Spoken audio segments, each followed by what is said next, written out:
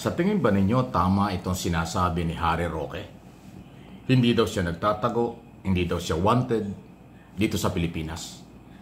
Pero alam naman nating halos taon na nagpalipat-lipat yan sa Middle East, sa Amerika, at ngayon ay nasa Europe.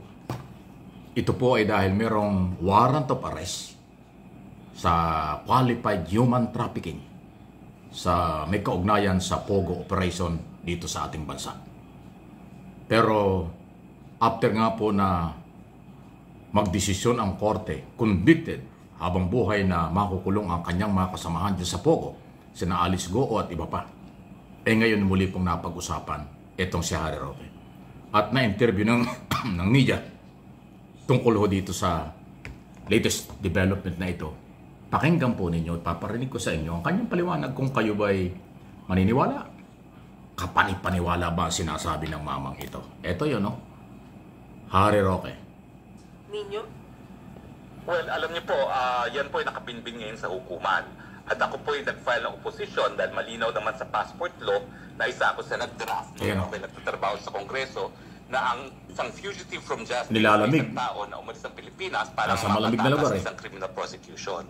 Nung ako po umalis ng Pilipinas, wala pong kahit anong criminal case ako.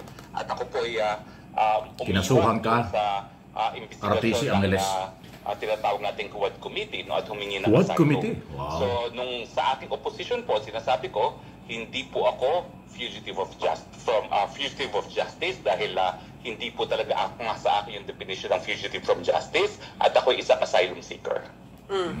So, ibig sabihin, kung kayo tatanungin, walang basis yung sinasabi na pag-cancel? Opo, dahil malinaw na malinaw, may sariling definition ng passport law kung sino ang fugitive from justice. Makikibalita na rin po kami. Ano na po yung nangyari doon po sa inyong petition para po sa asylum? Well, nakabinbin pa rin po yan at habang wala pang decision either to grant or... Ayan. So, nakabinbin ang asylum petition kasi, ibig sabihin, baka hindi naniniwala sa iyong bansang pinag-applyan mo. Pag sinabing political asylum, pinapalabas niyang siya ay hinaharas ng Pilipinas. Siya ay ginigipit ng Pilipinas. Kaya siya ay umalis ng Pilipinas at kailangan niyang asylum para mabigyan ng proteksyon ng bansang kanyang pinag-applyan tulad ng Netherlands. Ganon. Umalis siya ng bansa at ngayon ang piling niya siya ay hinaharas, ginigipit ng Pilipinas. Tapos ngayong may warrant of arrest siya dahil sa qualified human trafficking, non-bailable offense na kaso dahil sa Pogo operation.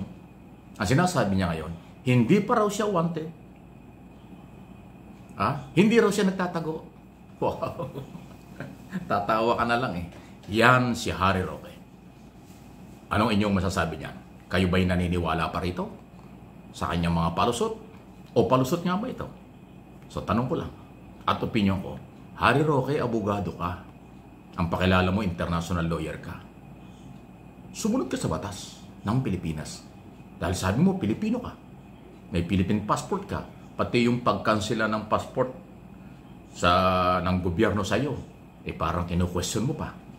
Ang gobyerno, nasa gobyerno ang lahat ng authority. Basta merong ebidensya at sa ilalim ng batas, sila ang merong kapangyarihan. Kansilahin ang pasaporte mo. Kung may warrant of arrest, hulihin ka.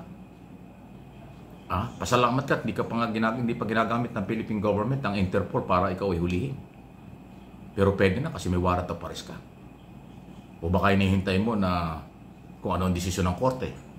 Abay, napakasamang pangitain yung ginawa ng RTC Pasig base sa kanilang nakitang ebidensya, convicted habang buhay na pagkakakulong sina Alice Goo at 7 kasamahan niya tungkol sa Pogo operation. At pinakukumpis ka pa, kinumpis ka na ng gobyerno ang tinatayang 6 billion mga property sa Pampanga, Tarlac, na kung saan nag-operate hanggang sa Pampanga ang Pogo. Ay ikaw ay kasama ron, sinasama ka ron. Kaya nga ang kaso mo, qualified human trafficking. Mabigat yan. So, hindi ko pinangunahan in case na dumating ang desisyon ng korte. Yung balita ko, mula sa Angeles, Pampanga, doon ang warrant of arrest mo, doon ka kinasuhan, balita ko, inilipat na ng Pasig.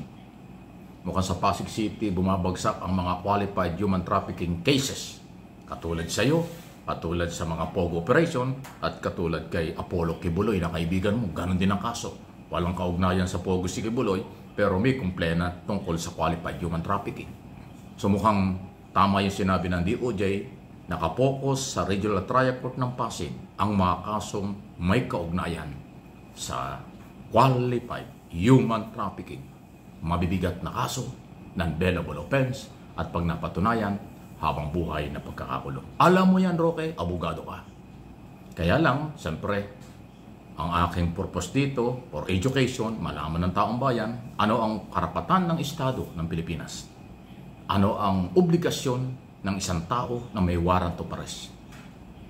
Ayun, ang tingin ko, dapat sumurrender ka, dapat kilalanin mo ang warrant of arrest. Kung wala kang kinalaman, babalik ka ng Pilipinas at taas noo, haharapin mo sa husgado ang kaso mo. Pero hindi mo ginawa. Tapos ngayon sasabihin mo, parang mali ang gobyerno pag kinasil ang passport mo. Mali ang gobyerno pag hinuli ka dahil ikaw ay nag-apply ng political asylum. Application pa lang yan. Ikaw rin ang may sabi. Hindi ka protektado ng bansa kung saan ka nag-apply kasi nag-apply ka pa lang. Hindi pa approve yan eh. Alam ng Netherlands government kung ano ang status, ano ang problema mo sa Pilipinas. Hindi political harassment, may complainant, may ebidensya, kaya merong probable cause, kaya nag-issue ng warrant of arrest. Matapos kang kasuhan ng Presidential Anti-Organized Crime Commission, Office of the President. Yun po yung background yan eh. O sasabihin ng iba dyan, oh my, ang pinag-uusapan ay grabing korupsyon, bakit napunta kay Roque? Aba, ang laban sa graft in corruption, malawak, hindi lang flood control scam. Pogo operation, scam yan. Diba? Ang Pogo ay salot, sabotahe sa ekonomiya, crime, prostitution, krimen at kung ano-ano.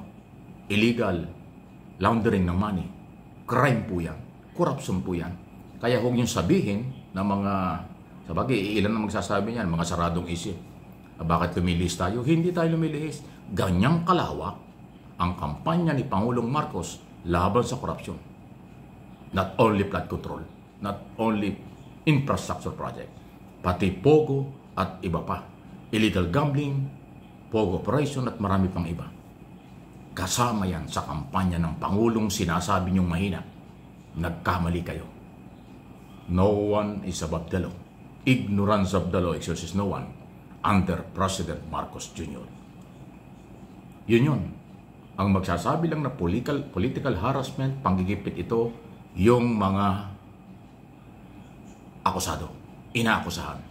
Wala sila kasing malakas na argumento kung hindi for publicity, political harassment, panggigipit lang dahil sila ay pumapapil na oposisyon. Sa korte, don't forget, sa korte, hindi pinag-uusapan ang politika.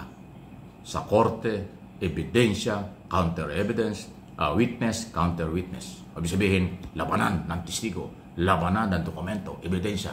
Yun ang tinitingnan ng korte, ng husgado.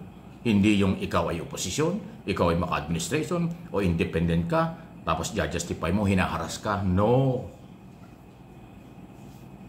Alam mo yan dapat, Roque. Ang harassment, personal, political, kung ano man, wala yan. For publicity lang yan. For gimmick, for drama, for paawa, ang ganyang argumento. Please like and share. Iso lang, walang personalan. Opinion lang. Ang labanan.